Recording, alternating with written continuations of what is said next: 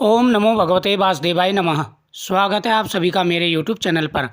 आज मैं आपको पद्म पुराण की बहुत ही सुंदर कथा सुना रहा हूँ। लोमासन जी व्यास जी के परम बुद्धिमान शिष्य थे। एक बार उन्होंने अपने पुत्र उपश्रवा को कहा, हे पुत्र, तुम ऋषि मुनियों के आश्रम जाओ और वह जो भी धर्म के बारे में पूछे वह सब उन्हें बताओ। मैंने तुम्हें जो भी ज्ञान दिया उसे तुम उन्हें विस्तार पूर्वक बताओ। मुझे यह सारा पुराणों का ज्ञान महर्षि वेदव्यास जी ने दिया है, वही सब मैंने तुम्हें बताया है, इसलिए अब तुम वह सारा ज्ञान उन ऋषि मुनियों को दो।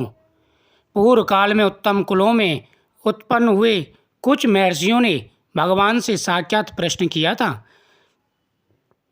वह ऐसे पावन प्रदेश को जानना चाहते थे जहाँ पर यज्ञ हो सके।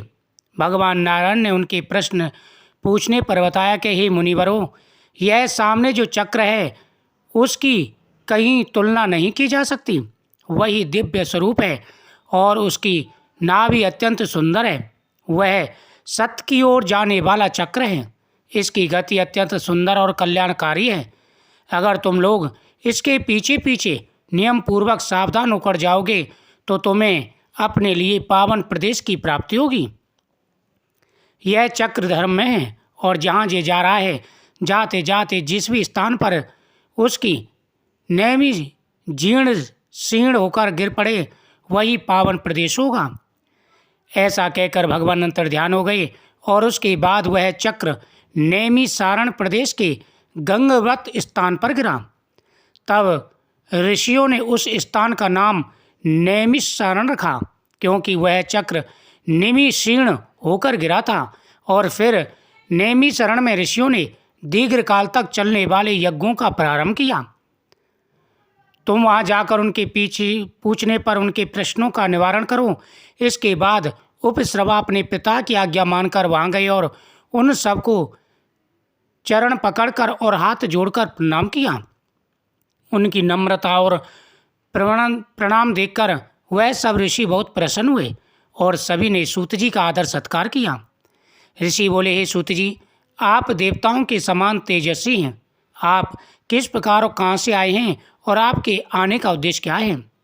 सूत जी बोले, हे ऋषियों, मेरे पिता लोमशरण जी और व्यास जी के शिष्य ने मुझे यहाँ आने की आज्ञा दी है और मुझे आप लोगों के प्रश्नों का निवारण करने को बोला है। आप लोग मेरे लिए पूजनीय हैं। बताइए, मैं आपको क्या ज्ञान दे सकता हूँ? पुराण, इतिहास अथवा भिन्न प्रकार के धर्म, आप जो भी जानना चाहते हैं तो मुझसे कहिए, मैं आपको अवश्य उसका वर्णन सुनाऊंगा। सूत जी के ऐसे वचन सुनकर सब महर्षि बहुत प्रसन्न हुए। अति विश्वसनीय विद्वान और लोमशरण के पुत्र को देखकर उनको पुराण सुनने की इच्छा हुई। उस यज्ञ में उस समय महर्षि शौनक यजमान के रूप में थे। वह संपूर्ण शास्त्रों के ज्ञानी, मेधावी और विज्ञान में भाग के आचार्य थे। धर्म के बारे में सुनने की इच्छा से वे बोले, हे बुद्धिमान सूत जी, आपने महाज्ञानी भगवान व्यास जी की आराधना की है और उनसे इतिहास और पुराणों का ज्ञान प्राप्त किया है। आपने उनकी श्रेष्ठ बुद्धि का लाभ उठाया है। जहाँ बैठे हुए ऋषि मुनि पुराण सुनने की इच्छा रखते हैं, कृपा करके उन्हें आप पुराणों का ज्ञान दें। इस जगह एकत्र हुए सारे श्रेष्ठ ब्राह्मणों का जन्म अलग अलग गोत्रों में हुआ है, अतः ये लोग अपने वंशों का पौराणिक ज्ञान ले सकते हैं। आप मुनियों को यह दीर्घकालीन यज्ञ के पूरे होने तक पुराण सुनाने की कृपा करें। आप इन लोगों को पद्म पुराण के बारे में वर्णन करें। यह पद्म पुराण कैसे उत्पन्न हुआ, इस सृष्टि की रचना ब्रह्मा जी ने किस प्रकार की, वह सब प्रश्नों का निवारण करें। लोमश कुमार सूत जी ने कहा, आपके यह सब प्रश्नों से मुझे बड़ी प्रसन्नता हुई, अतः मैं आप लोगों की आज्ञा से पुराण सुनाऊंगा। यह मेरे लिए महान अनुग्रह होगा। प्राचीन काल में पुराण वेत्ता विद्वान हमेशा संपूर्ण धर्मों में लगे रहते हैं। उन्होंने ही इन सब पुराणों की व्याख्या की है। मुझे जिस प्रकार यह सब सुनाया गया है उसी प्रकार मैं वर्णन करूँगा। गरुड़ पुराण मृत्यु के बाद मरणासन व्यक्ति के लिए कल्याण के लिए किया जाने वाला कर्म है। सबको ले जाते समय राम नाम सत्य क्यों बोला जाता है? सत्पुरुष कहते हैं कि सूत जी जाति का सनातन धर्म की वह देवताओं, ऋषियों और तेजस्वी राजाओं की वंश परंपरा को धारण करें, उसे स्मरण करते रहें और प्राचीन काल में जिन ब्रह्मवादी महान पुरुषों के बारे में सुनाए उन सब की स्तुति करें। एक समय सूत तथा मगध ने वैन कुमार राजा प्रतु के यज्ञ शुरू होने से पहले उनकी स्तुति की। महात्मा प्रतु ने उसी स्तुति से संतुष्ट होकर दोनों को वरदान दिया। उन्होंने सूत को सूत नाम का देश और मगध को मगध का राज्य प्रदान किया। क्षत्रिय और ब्राह्मण के गर्भ से जो जन्म लेता है उसे सूत कहते हैं। आप ब्राह्मण ऋषि मुनियों ने मुझे पुराण सुनाने की आज्ञा दी है, इसलिए मैं पद्म पुराण की कथा आरंभ करूंगा। जो पुराण भूमंडल में सबसे श्रेष्ठ है और सबसे सम्मानित है। भगवान श्री कृष्ण साक्षात नारायण के स्वरूप हैं। वे संपूर्ण लोगों में पूजित हैं तथा अत्यंत तेजस्वी ब्रह्मादि और सर्वज्ञ हैं। मैंने जो पुराणों का अपने पिता के पास रहकर ज्ञान लिया है वह सब उन्हीं से प्रकट हुए हैं।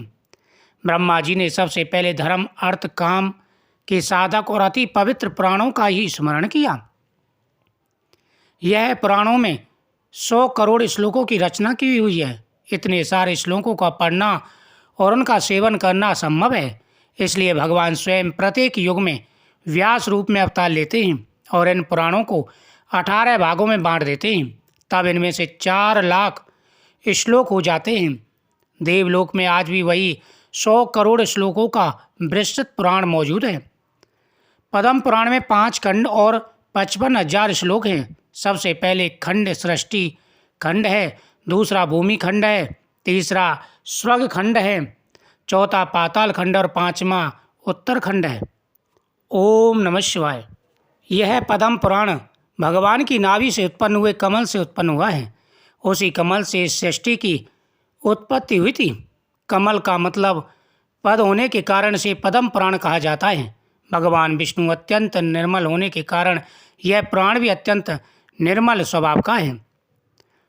उस समय में भगवान विष्णु ने यह पुराण ब्रह्मा जी को सुनाया था और ब्रह्मा जी ने अपने पुत्र मर्ची को यही पुराण सुनाया था। इसलिए तभी से यह पुराण ब्रह्मा जी द्वारा रचित हुआ है। इस प्रकार पद्म पुराण का पहला अध्याय समाप्त हुआ। ओम नमः शिवाय।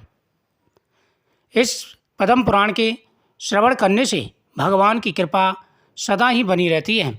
जीवन में आ रहे जो भी परेशानी हैं, दुख हैं, वह सारे दुख और परेशानियां दूर हो जाते हैं।